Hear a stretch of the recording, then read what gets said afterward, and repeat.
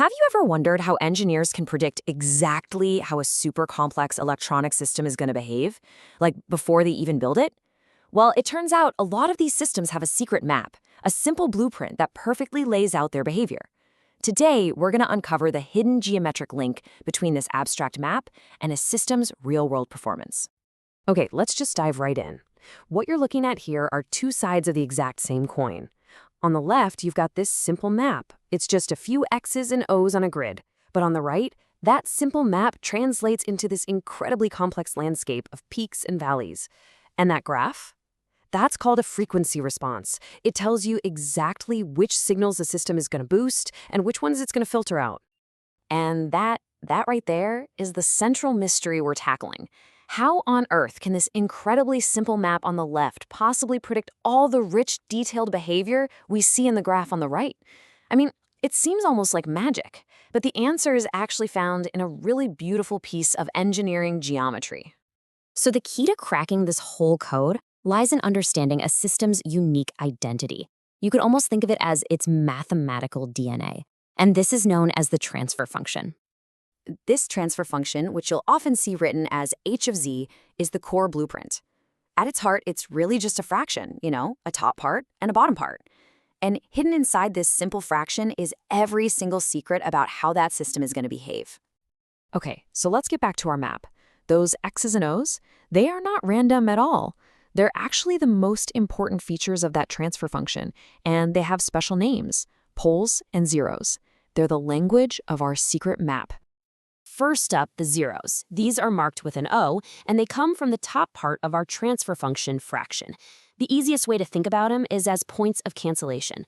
Any frequency that gets too close to a zero gets its energy squashed, or even completely zeroed out. And then you've got the poles, marked with an X. These come from the bottom part of the fraction. And as you might have guessed, poles do the exact opposite. They are points of amplification. When a frequency gets close to a pole, the system's energy gets a huge boost, causing the response to peak like crazy. So here's the crucial question. How do we get from these fixed X's and O's on a map to that dynamic, flowing frequency graph? Well, this is where the geometry comes in. And trust me, it is a genuine aha moment. All right, so how do we actually get that graph? We don't test the entire map. Nope. We only care about one specific path. This thing called the unit circle. Think of this circle as a racetrack that represents every single frequency a system can hear, from low all the way to high. We're essentially going to drive along this track and measure what's happening at every point. And here it is. Here's the secret.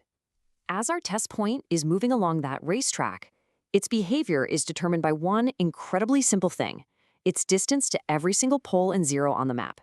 The system's response at any given frequency is just a game of measuring these constantly changing distances.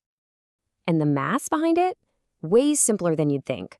For any point on our racetrack, you first measure the distance to every single zero and multiply all those distances together. That gives you your top number. Then you do the exact same thing for the poles. Measure all the distances and multiply them. That's your bottom number.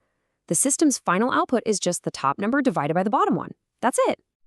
Now, this simple ratio gives us an unbelievably powerful rule of thumb. When our test point on that circle gets really close to a pole, that distance in the denominator becomes tiny, right? And what happens when you divide by a tiny number? You get a huge result, a peak. And when we get close to a zero, the distance in the numerator gets tiny, which makes the whole fraction and the system's response super small. Okay, let's build a more intuitive mental model for all this. Forget the math for just a second, and let's imagine this map as a three-dimensional landscape. This is probably the easiest way to remember all this. Poles, the X's, are like massive mountains that are pushing the frequency response way, way up high. And zeros, the O's, are like deep valleys that pull the response way down low. Our unit circle, that racetrack, is just the path we're walking through this incredible landscape. Check this out. In this example, the engineer placed two poles very, very close to our racetrack. So as we walk past them on the unit circle, the distance gets incredibly small, and those mountains just shoot the response way up, creating two super sharp peaks. You can literally see the geometric principle in action. And this isn't just some cool theory. This is what engineers are doing every single day. They use this mountain and valley intuition to design real-world systems, especially things like audio equalizers and filters. So the design process pretty much becomes an art of placing these features.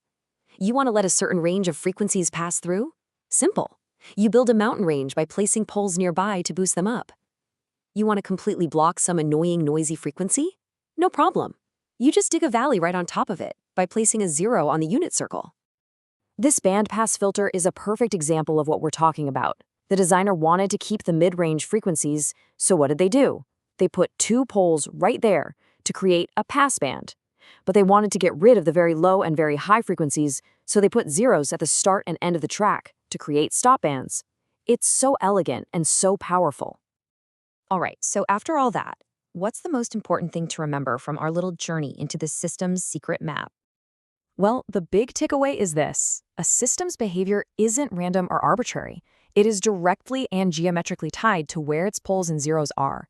Poles near the unit circle act like mountains, creating those peaks in the response, and zeros act like valleys, creating nulls. What this all means is that by simply looking at that abstract map, you can intuitively predict and even design the complex behavior of pretty much any system. And that kind of leaves us with a final thought, doesn't it?